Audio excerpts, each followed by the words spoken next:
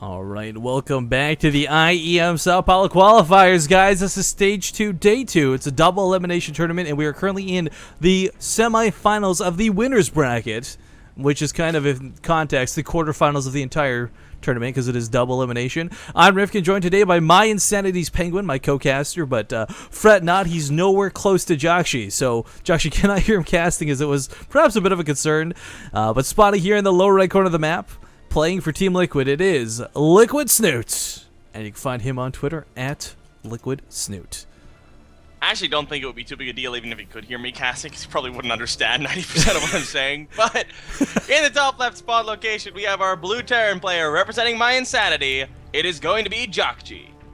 And of course, you can find this fine gentleman on Twitter at MYIJakji. Highly recommend to get. Whoa, he's opening up with a 2-Rex again. Or no, is this? Yeah, 2-Rex. Yeah. No, this is a 2-Rex this time. It's not going to be an 8-Rex Reaper. Yeah. We saw an 8-Rex Reaper against Stefano. We're seeing a 2-Rex against Snute. JJakji doesn't look like he's too big on playing long games today. That one game against Stefano was enough. Well, you know, actually worth bringing up here, guys. If you don't know this, like, I think JJakji's biggest weakness right now are early all-ins from Zerg, at least in TVZ. Yeah. As it's what I've seen him most frequently lose to. So by going for a 2-Rex, opening up a series like this, getting that potentially that very early victory. Snute did, of course, go hat-trick first, which might sting a little bit here.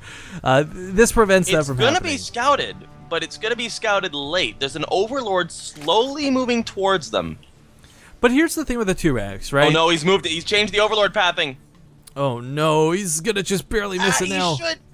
Oh no, he changes the path again. Anyways, so here's the thing with the 2-Rex though, guys. You can actually hold this with drones. You don't necessarily need lings. You only need lings if you let the bunkers go down. Snoot's already playing a couple drones. He's going to try and pick off the SUVs as they build. When Marines come out, you only actually need to pull like another 7 drones at most. I mean, like, really, you can hold this off without being too scared. It's not a fun situation to be in. Like, especially after you realize it's too late to cancel the bunkers. This is another advantage to drone scouting, of course, over the Overlord Scout, but now playing more SUVs, going to try and kill the bunker. Doesn't want to let this up. The Marines themselves are not that scary. It is this bunker that is the true terror of this push. Yeah, the Marines going to start shelling away at these workers, though. Just going to try to delay them and make sure that that bunker can finish. The 2 SCVs pretty low on health. Actually going to start repairing up one of the SCVs. I like that move from JJakji. But the drone pull comes down, forcing them all the way back. 2 more Marines coming on in here now, though, and it looks like the bunker will finish, Rifkin. 8 lings coming up, but this spine crawler should beat the other bunker. Can he stop the spine crawler from making is the big question. Yeah, it looks like he'll cancel that once. Nothing did. Well, this is starting to look pretty iffy for Snute. It's not over by any means, but it's going to be really tough to break the double bunker if that second one finishes. Good control so far, though. I mean, he hasn't lost anything, and now Ling's going right across the map. I mean, he's going to pull back towards the main. He's going to counterattack. I mean, JJakji's going to be forced to repair like crazy, but that's all he can really do. This hatchery might be forfeits, but yeah, Snute not exactly in a terrible spot. With these Lings actually sneaking past that bunker, that's a big deal. It's a big part trying to go for a counterattack. But, as you said, the wall's done, and JJakji can repair like crazy. He does have 2 Marines rallied home, actually changes his mind, brings them towards the front again.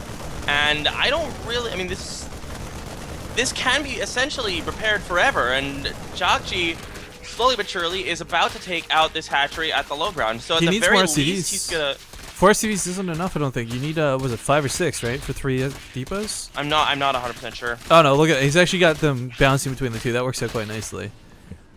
But Snute, yeah, losing the natural. Unfortunate. He's got the spine crawler. Without creep, though, he can't reposition it to take on the bunkers. He's not breaking out of this anytime soon, and the repair cost is not exactly dire. It's not super expensive. Snute doesn't break this wall anytime soon, sadly. That being said, it pulls all the Marines home. Once he sees the Marines have left, he'll be able to push forward, reclaim this base, and JJakji has to cut workers to make this happen. He's caught up now in SCVs, but not exactly going to be expanding himself anytime soon. The problem for Snute, though, is that you don't want to be playing against Terran in an even economy, in an even worker situation because of the mules. Even if it's only 1 mule, it's still pretty good. And still no expansion here for Snute. He's moving the spine crawler down, but he doesn't have... there's no expansion really in sight. Like, he'll throw one down. He's got the money, but he's definitely looking in a really bad spot right now.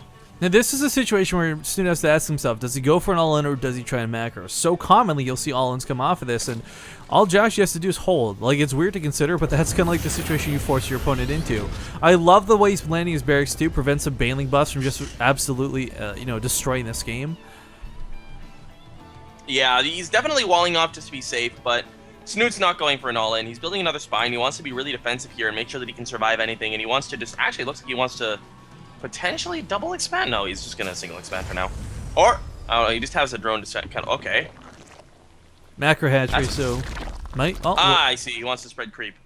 Smart move. Cute move, actually. That might not seem like a big deal, guys, but otherwise he'd have to wait almost like a full minute for the hatchery to complete so he could start spreading creep. So it doesn't seem like much, but that was actually a pretty cool move out of Snute. I like that a lot, actually.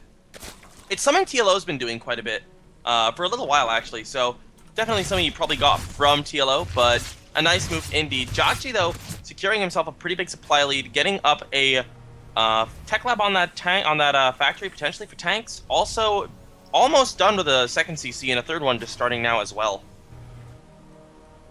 Yeah, Snute not in the best spot. There's a Marine waiting at the third base, so this poor drone will not actually not be able to plop this down immediately. Or at all. Might get killed. Nope, pulls back. Well, JJakji is going to be aware now that Snute wants to take that third base. So Snute actually opting to go for the other third base instead. JJakji losing the Marine at the normal third, if you will. But Snute needs this to be able to try to come back economically. Double upgrades also a good choice.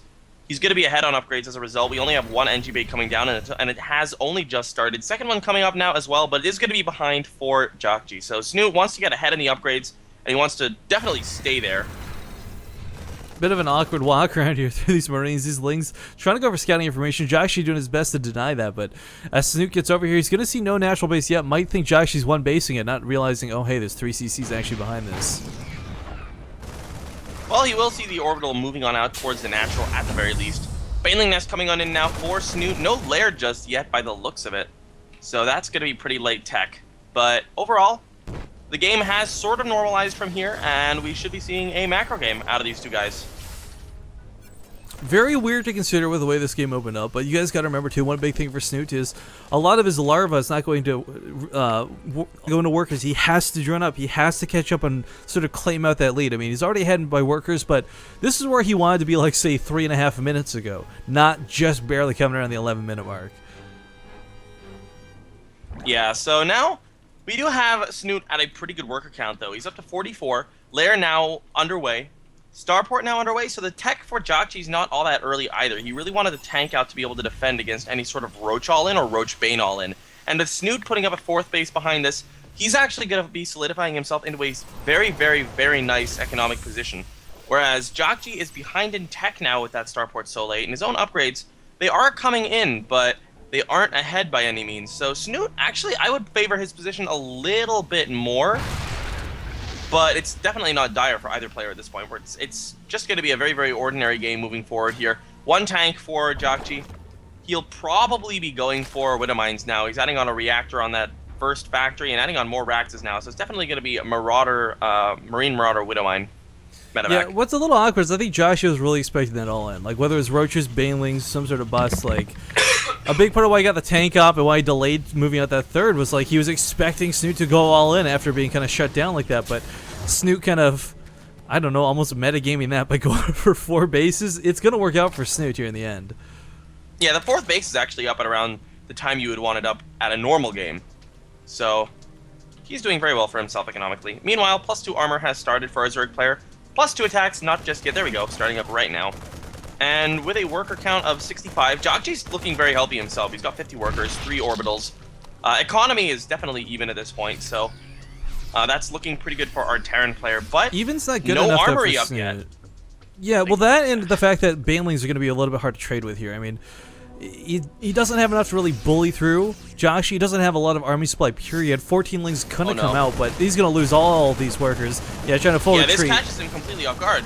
He needed to make Banelings to hold this, and he's actually been caught totally off guard. The fourth base is going to go down, and JJakji could do critical damage if he continues pushing here. If the I don't even know if like the best Baneling hits will save Snute. This is a very low Baneling count. Perhaps working a little too hard as an economy. I don't know. Here comes some more Banelings from the north, though. Gonna try and wrap in. No speed for these guys. Tank is now going up, though. He's gonna take out those Banelings before they can even touch anything. Gonna go off on the tank rather than nothing at all. This Snute is may it. have just lost this game. He did. JJakji's pushing on forward, and there's nothing on the map. Snute that tank. Over-droning. Wow.